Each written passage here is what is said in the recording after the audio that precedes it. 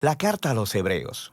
El autor de esta carta es anónimo, y la gente se ha preguntado por mucho tiempo si Pablo la escribió o si quizá fue alguno de sus colaboradores, como Bernabé o Apolos. Pero la realidad es que no lo sabemos. En el capítulo 2 descubrimos que el autor tuvo una relación de primera mano con los discípulos que caminaron con Jesús. Así que sabemos que esta carta está anclada en la enseñanza de los apóstoles.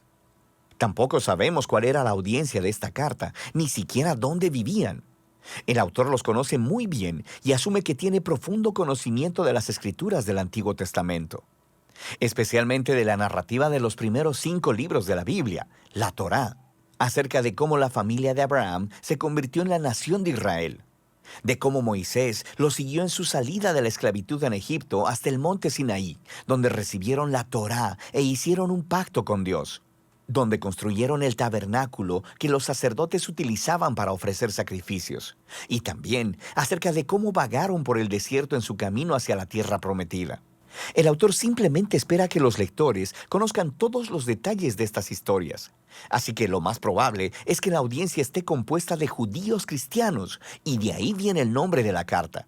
El capítulo 10 nos da pistas que indican que esta comunidad de iglesia estaba enfrentando persecución y hasta prisiones por su asociación con Jesús. Algunos en la comunidad estaban alejándose de Jesús y abandonando la fe por completo, y eso explica el propósito y la estructura de esta carta. Primero tenemos una breve introducción, seguida de 4 secciones donde el autor compara y contrasta a Jesús con personas y eventos claves de la historia de Israel. Primero, se compara a Jesús con los ángeles en la Torá. En segundo lugar, con Moisés y con la tierra prometida. En tercer lugar, con los sacerdotes y con Melquisedec. Y finalmente, con los sacrificios en el pacto. El autor tiene 2 objetivos principales en todos estos contrastes. El primero es elevar a Jesús como superior a cualquier otra persona o cosa, mostrando que Jesús es digno de toda su confianza y devoción. Pero su segundo objetivo es retar a los lectores a permanecer fieles a Jesús a pesar de la persecución. Así que cada sección incluye una fuerte advertencia de no abandonar a Jesús. Ahora, profundicemos y veamos cómo se desarrolla todo esto. La elevación de Jesús comienza en la oración inicial de la introducción. Dios, que muchas veces y de varias maneras habló a nuestros antepasados en otras épocas por medio de los profetas, en estos días finales nos ha hablado por medio de su Hijo. De manera que el autor está diciendo que Jesús es superior a todas las otras maneras previas en las que Dios se reveló a Israel. Luego, hace la sorprendente declaración que Jesús es el resplandor de la gloria de Dios y la imagen exacta de la naturaleza de Dios. Estas metáforas hacen la identificación más cercana posible entre Jesús y Dios. Así que Jesús es a Dios lo que los rayos de luz son al sol, o Jesús es lo que la impresión en la cera es al sello de un anillo. Para este autor no hay Dios aparte de Jesús. Jesús es Dios hecho hombre como el Hijo, y esta elevada manera de ver a Jesús es la que se desarrolla a través del resto de la carta. En la primera sección, el autor compara a Jesús con los ángeles, lo que podría parecer un poco extraño. ¿Por qué ángeles? En la tradición judía se enseñaba, basado en Deuteronomio 33:2, que la Torá y las palabras de Dios fueron entregadas a Moisés en el monte Sinaí a través de ángeles. Así que al decir que Jesús es superior a los ángeles, el autor está declarando que Jesús y su mensaje de buenas nuevas son superiores a todos los mensajeros anteriores de la palabra de Dios. De manera que la primera advertencia fluye de este mismo punto. Si Israel fue llamado a prestar atención a la Torá, la cual fue entregada por ángeles, ¿cuánto más deberíamos prestar atención al mensaje que fue anunciado por el Hijo de Dios?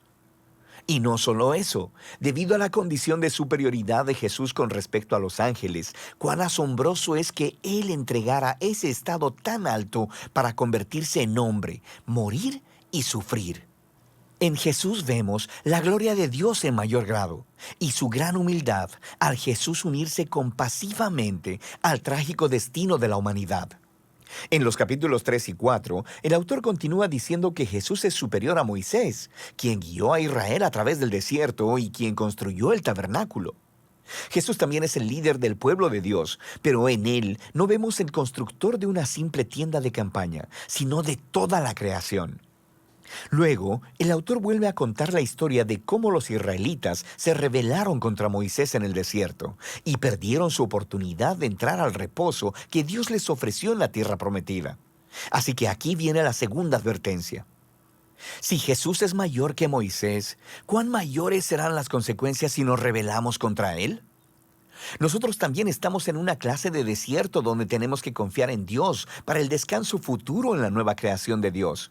Así que asegurémonos de no rebelarnos, como lo hizo Israel en el desierto, y perdamos la generosa oferta de Dios para entrar en su nueva creación.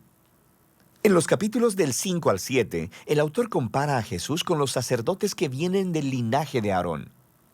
Su rol era representar a Israel delante de Dios y ofrecer sacrificios que expiaran o cubrieran los pecados del pueblo.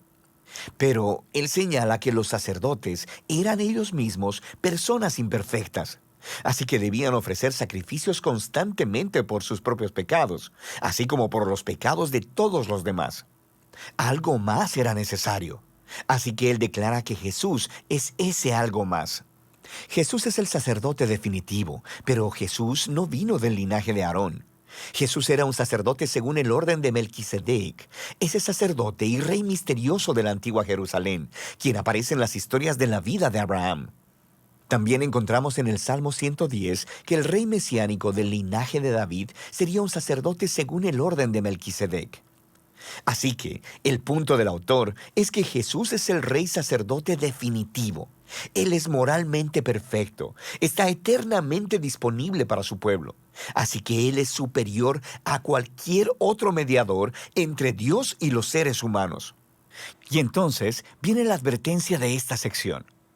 Rechazar a Jesús es rechazar a tu mejor y única oportunidad de estar completamente reconciliado con Dios. Así que no hagas eso. Lo que nos lleva a la última comparación en los capítulos del 8 al 10. El autor nos muestra cómo la muerte de Jesús en la cruz fue el sacrificio definitivo, superior a todos los sacrificios de animales que se ofrecían en el templo. Esos sacrificios debían ser ofrecidos constantemente, tanto cada día como anualmente en el día de la expiación. Jesús ofreció su vida una vez y para siempre, y eso fue suficiente para cubrir los pecados de todo el mundo. Así que el autor advierte a la audiencia sobre alejarse de Jesús. Es como darle la espalda a la oferta generosa del perdón de Dios. ¿Por qué harías eso? Nos dice que el sacrificio de Jesús es permanente y es el fundamento del nuevo pacto del que hablaron los profetas, donde todos los pecados son perdonados. Así que ahora que el autor ha elevado a Jesús por medio de todos estos contrastes, esta sección final es un gran reto a seguir a Jesús. Piensa en el gran panorama. En Jesús han encontrado la palabra misma de Dios. En Jesús tienen esperanza para estar en la nueva creación. Jesús es su eterno sacerdote. Él es el sacrificio perfecto.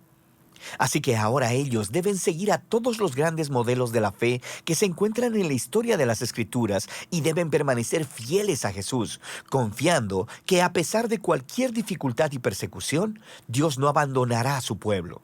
Ese es el flujo de pensamiento básico a través de la carta, la cual al final el autor dice que es una breve palabra de exhortación. Aquí hay algunos otros consejos para leer esta carta. Cuando el autor cite de las Escrituras del Antiguo Testamento, lo cual sucede en casi todas las oraciones, detente y busca las referencias y lee la cita en su contexto original. Y a veces te confundirás, pero en la mayoría de las veces podrás ver conexiones geniales que de otra manera nunca hubieras notado, así que vale la pena el esfuerzo. También deberías saber que estos pasajes de advertencia te pondrán incómodo, y ese es el punto. No están ahí para asustarte. Están ahí para mostrarte que rechazar a Jesús es tonto, porque Él es asombroso. Estas advertencias sirven al propósito principal de la carta: mostrar que Jesús es la revelación definitiva del amor y la misericordia de Dios. Y de eso se trata la carta a los Hebreos.